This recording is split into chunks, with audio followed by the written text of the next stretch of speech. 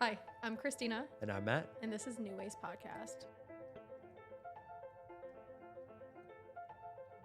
Today you might know our guest from RuPaul's Drag Race or Drag Race All-Stars, Miss Continental Gone actor, Fabian, aka Naysha Lopez. Yeah. Thank you for being here with us today. It's my pleasure. Thank you so much for having me. I'm super excited. Yeah, we're super excited. No, and I know that you and I have been friends for years now. Yeah. And I'm just, like I said, when you said yes to coming on the show, I was like, man, I really wanted the end of the year to go out with a bang. And Yeah. I needed to be with someone who was just as iconic.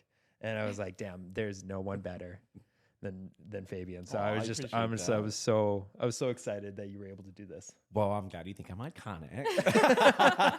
No, but yeah, I'm super excited. And, I'll do anything for you, Matt. So I'm excited. Thank you. Yeah. Also, guys, Merry Christmas. This is our Christmas yeah, episode. Merry Christmas. Yeah, Yeah. at least themed. So Yes. No, but I kind of wanted to get started too and just really talk about you as a person. Okay. And, I know that when you and I were out one night, you asked me like, what do you want to talk about? Like, what are the things you want to discuss? And I was Yeah. like, man, my biggest thing is I love hearing people's stories. Yeah. And your story is honestly pretty fucking incredible. Thanks. And there's so much about you, and not only the public persona you have, but also just the person you are as well. And I would love to just kind of dive into a little bit of both today and just kind of talk about, Let's do it. everything that's you. So for a lot of our viewers, you've been known to be this famous drag queen, also known as Naysha Lopez. Yes. And so you started this journey, a long time ago. And so when was kind of the first time that you really saw yourself going into drag and making a name for it? It wasn't in the beginning, I'll tell you that. Like in the beginning, it's like it was a hobby. I was a booger queen. If you don't know what that is, look it up.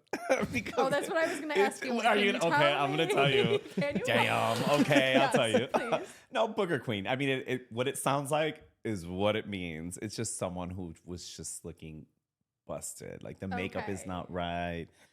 The wig is not right. Nothing's right. Nothing is Okay. right. But everyone goes through that because it's like you have to. It's part of your transformation. It's part of the journey, Yeah. of becoming, evolving into the character that you're trying to create, because you Yeah. really don't know what aesthetic you're going to go for in the beginning. But I started in an amateur contest, so I was not thinking this was going to go anywhere. This was just like for fun. And then someone did my makeup and I'm like, oh shit, this is what I look like. And then I started to do it more regularly. And then my job took like a back seat to drag. And I'm like, maybe I can do this. Yeah. And it's funny because I thought from the very beginning, I'm like, I'm going to be an actor. I'm moving to California. I'm doing this. I'm doing that. But I'm also a realist. And I'm like, I'm super petite. I'm feminine.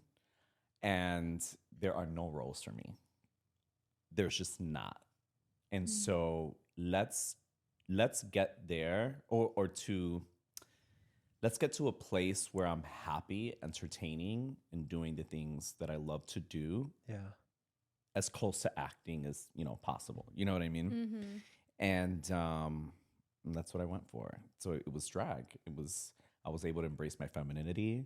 I was able to take the petite, all those advantages, I guess you can say, I would have in drag, right? Yeah. And then my skill set. I went to cosmetology school. Makeup artist for MAC for years. Oh, wow. So I took all these different skill sets, and a dancer. So I took all these skill sets and put them into one, and that's where I was like, okay, I can do something with this. And incredible. that's drag. Yeah. From that, I have so many questions. I feel like I want to ask you. Actually, there's so many Yeah. directions. First, I kind of want to start off with, how did you personally, what was going through your mind the first day you picked up makeup and you're like, I think I kind of want to try this? What inspired you to actually get into it and start embracing that side of you in a way? Yeah. Well, first off, for me, I grew up with I come from a divorced, household where I was raised with women. I have a little sister. All my cousins, a lot of them are divorced. Some of my aunts, never married or widowed, but excuse me, but it was a lot of very strong, independent women. For me, I associate strength and power with femininity, where people look at femininity as a weakness. At least that's what we're told or taught, especially in the gay community. Yeah. I looked at it as a strength. It's a way to be authentic. You're being yourself. And to be feminine with makeup and hair and drag, it was just like, I felt empowered. So I'm like, why the hell not?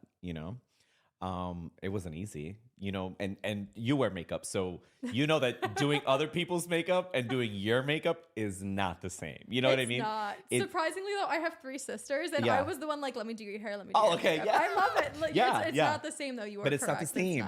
Because it's like you either learn one like stronger than the other. You know what I mean? You're like, I can do anything on you, but I can't do that shit on me. You know what I mean? So it's kind of, it's one or the other. So which one were you then? Oh, I couldn't on myself. No. I could do anything on someone else. Oh my gosh, anything. But I had the challenge doing it on my on myself. Why is that? I had to work at it. Well, I feel like just the technique is a little bit, different. You kind of tackle it a little bit different. Like, I'm not sure. It's just. Are you more like conscious and aware of when you're putting it on yourself versus when you're doing it to someone else? I think it's just too with like position. Like someone is in front of you you have and full you're range here, of your wrists, and you're and you're and here. you can see the different angles, and there's no shadow. You see it bright in the light. Yeah, I got I put a sponge on someone's face and rest my hand, on a cheek, and can do, sketch and draw and do, you know what I mean, create and break and all that. When you're doing it on your own, you have no support. Everything is kind of, it's just a little more challenging, but some people, they learn that way. And then so that's their forte, doing it on themselves, Got it. To me, I feel like too, you can get a little more artistic with other people because you see the entire canvas. Totally. So you're like, ooh, if I do this, it'll, you know what I mean? Absolutely. You can see the entire picture. And you're doing everything in a mirror, which, you're looking at the mirror opposed to just looking head on straight at it, which is, like different. Yeah. Nice. Yeah. You ever try to cut your hair in a mirror? It's like you start cutting it. You're like holding. You start going like this. Like, no. it's kind of funny, but anyway. Yeah. So it's safe to say you were kind of like engrossed and also embraced with that kind of culture, like putting on makeup, embracing femininity, strong women. I love that. So was it safe to say then too? Was your family supportive? Not at first. No. It's simple when, especially coming from a Latino family, it's totally fine. Anyone, oh yeah, your cousin, he's gay, and oh yeah, your cousin, she's a lesbian, and they're okay until it's their own kid. Then that's when it becomes an issue. They're like, oh yeah, she's a lesbian, but not you. You know what I mean? So it's like that. So at first, and my mom and I had this conversation. It wasn't that she wasn't accepting of who I am. She was worried about my safety. That's all she was worried about. She's like, if you're out, I'm not at home sleeping in bed peacefully. Like I'm thinking like, I hope he's okay. I hope he's safe. Like it was it's always been a safety thing for her. Yeah. And listen, I'm a little older. HIV and AIDS, which is a huge stigma in the 80s, trickled into the 90s, into early 2000s. And that's when, we're talking about me being a teenager, going into high school, where there was no PrEP, so it wasn't just safety, like me walking down the street and, someone jumping me. It was, a lot of heterosexual norms, cisgender, whatever we want to call them. Don't start canceling me. I'm trying to say all of them. But they lacked education when it came to medications and all these different things. And so then promiscuity is like, oh, if you sleep with 1 or 2 people, that's it. You got it. You know what I mean? And it was, so it's just, there was this fear instilled in that, age group, my mom and my aunts and all that they were just like terrified, like, oh, we don't want our nephew or my son to die of Yeah. HIV, you know, because that's what was What instilled. parents think You know what of, I mean? Yeah, that's what obviously. you think They of. always worry. That's So what it parents was do. always stuff like that she was just scared of my safety and worried. Yeah. I could The also worry word. imagine too, just thankfully now, I feel like we're not 100% there yet, but thankfully now, like, people are more embracing gay culture. And back then it probably wasn't the case either. It Right. wasn't as accepted as it is now. Yeah. I can't even imagine though too. It's like you being out in society, then going to all these different places. She worries about your safety. Absolutely. I know when I first moved to LA, even speaking with people, they're like, other gay men, lesbians, they come here to kind of go out and meet people like them because they don't have them in their own town. Right. But that makes it even more dangerous because they're in an area that they don't know and people also target them. Yeah. So I can't even imagine that aspect of safety as well. Oh, totally. Absolutely. And Yeah. in a city like Chicago, where I'm from, I mean, Yeah. you know, we have, it's called, I think they changed it to like Hostage Street or something like that. But, you know, it was called Boys Town. They changed the name of it? Yeah. Like it's not really called Boys Town anymore because the community, North Hostage Street. That's what it's called, I Okay. believe. North Hostage, something like that. But, you know, they want to be more inclusive. Okay. And so they stopped calling it, you know, Boys Town. But, you know, anyone who's lived there for years are like, oh, we're going to Boys Town. You know what I Yeah, mean? I'm like, and that's you what do I it. remember Yeah. it as. And there's no, you don't mean anything bad by it. You're not purposely trying to exclude anyone else. No, It's just, not at it's what all. it's been called for years. Yeah. But yeah, that everyone would go there because that's where you felt safe, you know? Mhm. Yeah. And it was a good time too. Oh, hell yeah, it was a good time. I'll never forget my days in Chicago. I know that you and I met 4 years ago in Chicago. In Chicago. While you were performing at Kit Kat. Kit Kat Lounge, the world Wow. famous Kit Kat Lounge. Yeah. Yeah. And I was 21 years old. Yeah. It was literally, yeah. It was like a little 21, starstruck 22. too, if I'm not Yeah. mistaken. Yeah. Well, no, I was like, I'd never, Yeah. I'd never known the world of drag. Right. I came out when I was 19, 20. And so, I refused to even, like get a fake ID or anything, Yeah. because I was one of those kids, but it's just fine. I just love it. Anyways, but I will never forget being like 22 and like seeing you perform in drag, and you were one of the first drag queens I ever met. Really? Yeah. That's awesome. No, I mean, it was, and I'll never forget. I was like, I'm going to be friends with her. I was just like that. We're going to have fun. I'm going to be friends. And here we are, 4.5, 5 years later. Yeah. And, it's just really cool to see, your transition as well, because I know that you've also had quite a lot happen to you since 2020. Oh my God. And, so much. from being in Chicago, moving out here, Mhm. not only, doing All Stars since you've been out here, but then also now you've, shifted as well a little bit into doing film and television. Mhm. I don't know if you can talk specifics, but can you share about some of the projects you're working on right now? Yeah, so I did a show called Strange Love. It's on Prime right now. You can see it on Prime. And I'm not sure if you find it just Strange Love or if you have to do #Strange Love, but one or the other. It's on Prime. Okay. You'll find it. The director George and I met through a mutual friend.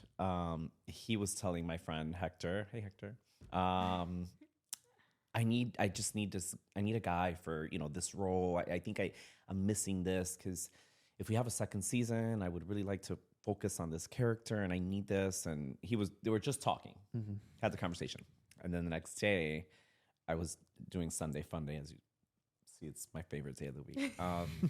I was doing Sunday Fun Day. What's Sunday Fun Day consist of? I'm oh my kidding. gosh, Continue. yeah. We'll talk.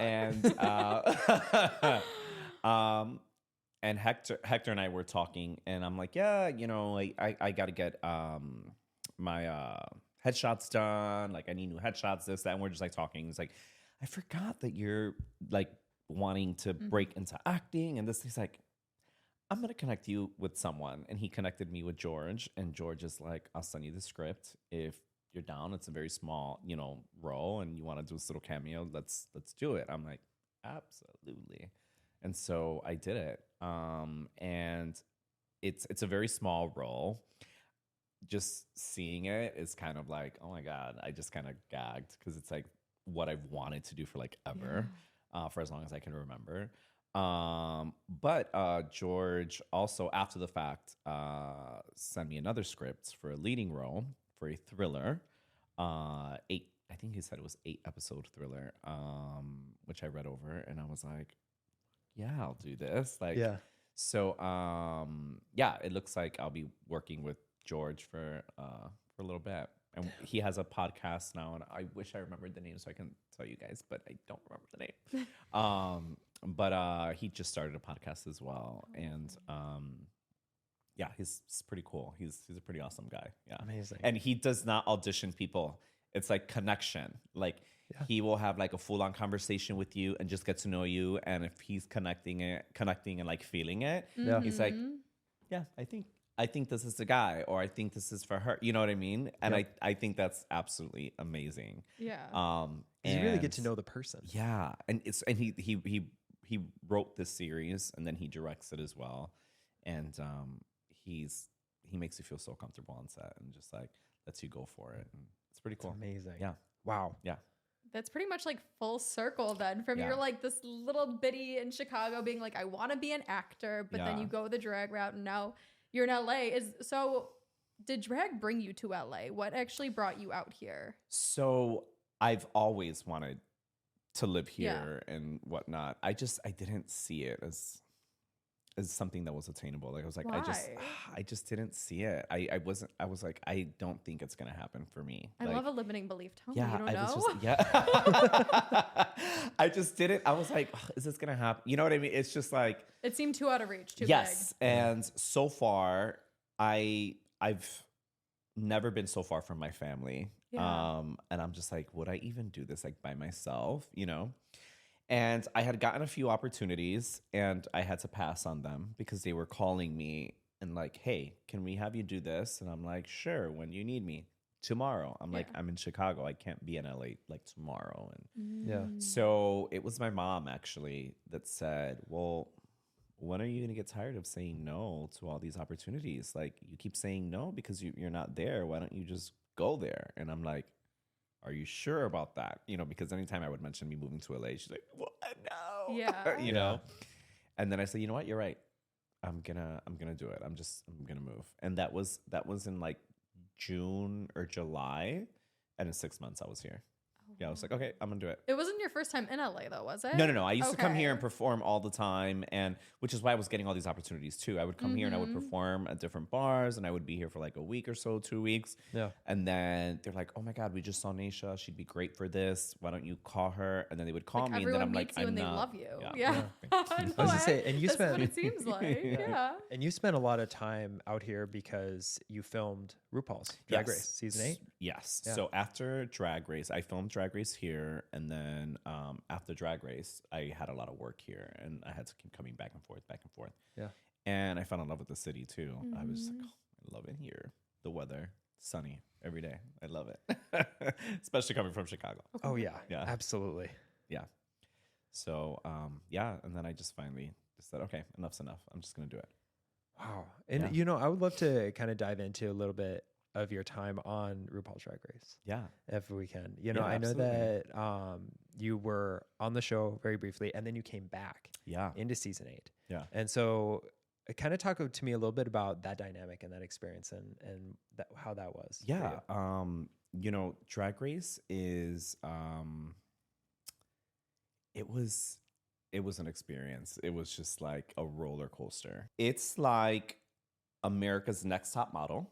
Okay, that was one of my favorite shows. With acting challenges, photo shoots. Okay. Runway challenges every week. Makeup, hair. How'd you score everything. That role then? Like getting on there? You have to audition. Okay. Like you have to send in a tape. Yeah, you have to send in a tape. And you know they call you and you go through this gruesome interview process. And then, you know, you make it, they let you know, and then they tell you they give you a list of all kinds of drag that they want you to bring, and then you compete. You have all these different like challenges, and it is not easy. It's not easy. It's something that's really, really hard to do because you're under a lot of pressure. You don't want to get eliminated. Some people work well under pressure, some don't. And I had fun doing it, but I am a perfectionist. Yeah. I just want to do everything so perfect, and Drag Race is not about perfection. You know, they like rough around the edges. They like funny. They want you to make the mistakes. They want you to fall. They want you to do all those things because at the end of the day, it's a reality television show. Yeah. So it's a TV show with a competition. Okay. So that takes precedent. You know what I mean? So Yeah. you got to watch some good TV. I mean, if you go on there and you're flawless every single time, perfection isn't always the most entertaining. You know what I mean? Not, yeah, but it's also not really that realistic either because you're hiding a part of yourself in that perfectionism. Correct. Yeah. And even that, and even when being perfect, they will try to like break you down and be like, well, who's the real you? You know what I mean? Really? And that's happened on the show too with different, girls on the show where they're like, we feel like there's a wall, you know what I mean? And it happens. Girls are like, I want you to know me as an entertainer, but you don't need to know who I am, Yeah. Is that how you are, do you think? Do you think you use that as like a persona to get away from Fabian? I always think that Naysha is an extension of who I am, an exaggerated extension of who I am. You know what I mean? Yeah. Because I'm not. I wouldn't say that I'm that much of an extrovert as I am when I'm in drag. I don't use it to hide who I am. I use it to kind of just like do more, I guess. Let out that you know other what I mean? side of yeah, you. Yeah, absolutely. Just like an alter ego, and have fun with it. Yeah. But I wouldn't say that I'm not like, you can't get to know me. You know what I mean? Yeah. But I will say that anyone who does know me can really see like the difference. Like, oh, okay, I get it. Like when you're in kind of character and when you're not. Absolutely. Yeah. Also, too, that in regards to perfectionism, because you brought that up, I'd love to talk a little bit about sort of the external validation. Mm-hmm. And so that is a huge thing that's on the show. Yeah. Right? It's having like not only the validation for the judges, but also the other girls, and then also, America in a way. Oh, totally. How do you deal with sort of external validation, also external criticism on that level? So, it sounds simple and like I don't. Yeah. That's what I do. I don't because if I do or I try to, I will drive myself crazy. And I say that because you cannot make everybody happy. Yeah. And I'm going to use this as an example. When you watch the Miss Universe pageant, right, and you see all these women come out in gowns, and it's like a lot of champagne, gold, silver, champagne. Then you'll see a red, and you'll see a purple, and you'll see a yellow. But then it's champagne again, and then it's gold, because these are colors that are most commonly liked by everyone. Like it's a color that everybody likes. But when you come out in a red gown, there's a possibility that out of those 8 judges, one is going to say, I hate red. You see what I mean? Yeah. So what you do is when you're competing, you compromise who you are artistically because you try to make every single one of them happy. So what you do the silver, the gold, because there's 2 people out there that hate yellow, and yellow's my favorite color. You get what I'm saying? Yeah. So it's like, well, I can't do that. I can't be myself because so I can't sit here and think about what everyone is going to think or how they're going to criticize it. Yeah. Because then it's going to mess with my artistic integrity. I'm not really being myself. So I can't think about that. And it was my biggest problem when I competed. It's all I thought about. In the beginning, I'm like, what are they going to think? What are they going to do? I'm going to wear the silver gown. You see what I mean? It was just like, ugh. Wait, so how'd you get over that then? If you said it was your biggest thing in the beginning, what got you to the point where you're like, you know what? I'm done. I'm going to be me, and I don't really care what everybody else wants. Yeah, it's growth. Like I had in order for me to grow and be happy, I felt like I had to shut it all off. Yeah. I just had to shut it off. I can't let your opinion about me manipulate my actions. Yeah. And it's like using words like that too. Like, I feel like that's like you want me to be a certain kind of way. You're literally manipulating my actions because you're like, don't wear that. I don't like that. That's not why aren't you funnier? Or why aren't you that? You know what I mean? Yeah. And it's like another thing, like my makeup is I do beauty makeup. You know, it's in comparison to other drag queens, it's very minimal. And some people would critique and say, oh, like, what's wrong with her? Like, why is she wearing more? And they wouldn't understand that in saying those things like that, you're trying to make me be someone that I'm not. You know what I mean? They weren't going into the show embracing all drag. It was like, well, this is my idea of drag, and anything else is just like not valid. You know what I mean? Why do you think that is? I don't know. I think it happens with everything. It does. But that's why I'm like, why? It becomes, it's because it's like popular opinion. You know what I mean? Do you like, think maybe it's unvalidating then to the people who are doing the thing that everyone else does? Then they're like, oh, I've been following the crowd my entire time, and this person's standing on their own, and I actually could have done that, but shit. So I want them to follow me also. Yeah. I mean, it could be. Yeah. I mean, because it can go both ways. Yeah. Because you can sit here and say, everyone can sit here and say, oh my God, they look gorgeous in the gold and the silvers and the whatever. Mm-hmm. And then this one comes out in the red, and then I hate red, but I'm applauding the fact that she's the only one that came out in the red. Yeah, you're right. Yeah. You know what I mean? Yeah. So it can really go both ways. But I feel that with this, because it's a gay show, it's a queer show, it's like popularity. You know what I mean? Like, it's like what's more common, what's more popular. And so the show has, there's certain girls that have won the show and have been really successful on the show. And I feel like that's become like the kind of standard, you know what I mean? Or the expectation. Yeah. And people forget that drag is self-expression. It's individuality. There's so many drag queens now that are like, you can say she looks like her, and she looks like her, and she looks like her. And you can call it inspiration, or you can just say you're trying to look like that drag queen. And that's not where drag originated from. Like, that's not why we would dress up. We felt, at least for me, empowered, and there were certain things that we liked that made us unique. And that's what drag is. You know what I mean? Yeah. So I feel like, the audience at home needs to go back to being like, okay, I get it. That's her gig. Yeah.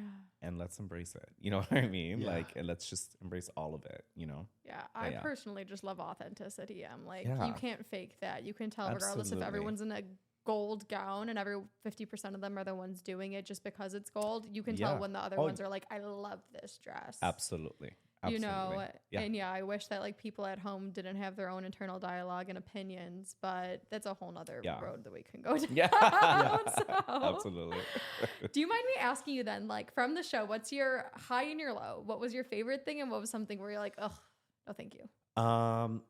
So I loved meeting the cast, the crew, everyone that goes into creating this beautiful show. I mean, I love, to me, that's the high.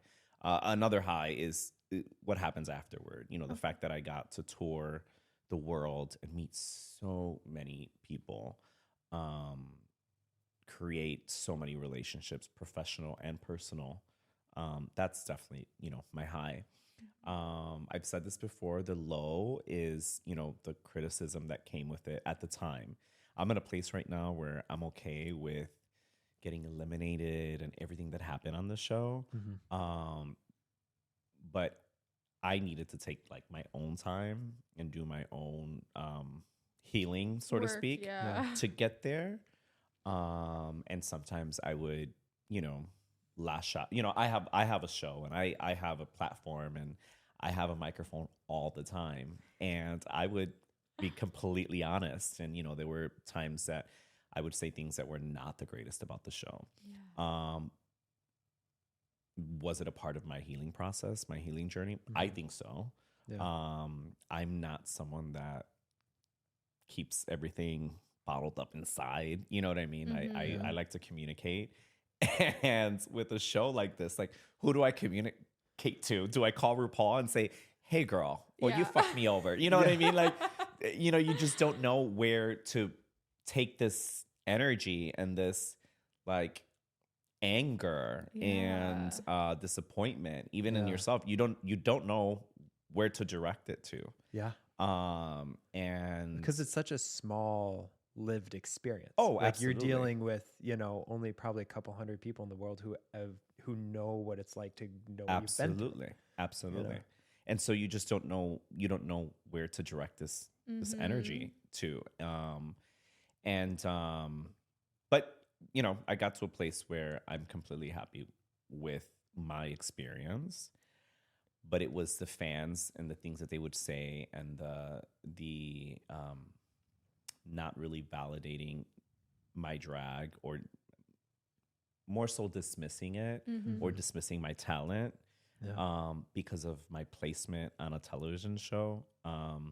That was my low, because you go from no one knowing who you are to now the entire gay community plus. I mean, it's on MTV, you know what I mean? And to everyone knowing your name. And before I was on the show, I was Miss Continental. I was already successful. I was already touring, you know, and to be known for something so great and then go on a show, and then now all of your accolades or your accomplishments or anything that you've done is completely erased. And the only thing that they focused on was the fact that I went on a show and I got eliminated and I did bad on the show. And so that defined my entire drag character and career. And that was the low. And that's what took me a while to like deal with and heal from, for sure. And, you know, going off of that, how did you sort of balance that public and personal life together, especially with your mental health? Yeah. So I'm sure you've heard this when they say to surround yourself with more successful people around you, smarter people, all those things, because that's when you like learn, right? It's like, it's great to be, you know, the smartest person in the room, but you ain't learning anything. I'll tell you that. You know what I mean? I consider myself to be pretty level-headed, but I do like to surround myself with people who know how to communicate, who are very emotionally intelligent, that I feel safe expressing myself to, and I trust in what their response is. You know what I mean? Because I feel that either one, they've experienced so much more than I have, and they have something to offer me, you know, from experience. And that's helped me a whole lot. I mean, everyone especially during that time, like everyone is just like has their own story and that I can relate to, or maybe I don't relate to, but then maybe I do later on. You know what I mean? Yeah. So I think that's been a huge part in keeping me kind of grounded and with my mental health and whatnot. Oh, for sure. Yeah. Love that. Yeah. We always talk so much heavily about, you know, so like you keep around you. You know, you They're are very you are a important, reflection of It the people is. you keep around you. Yeah. You know, and that's, you know, something. And so oftentimes we talk about too, and I'd love to know your opinion on this. Okay. Is that like, what are some of the, like, I know characteristics you talked about a little bit, but when you kind of look at someone, you're like, okay, I want to keep that kind of person in my life. What are some things that you look for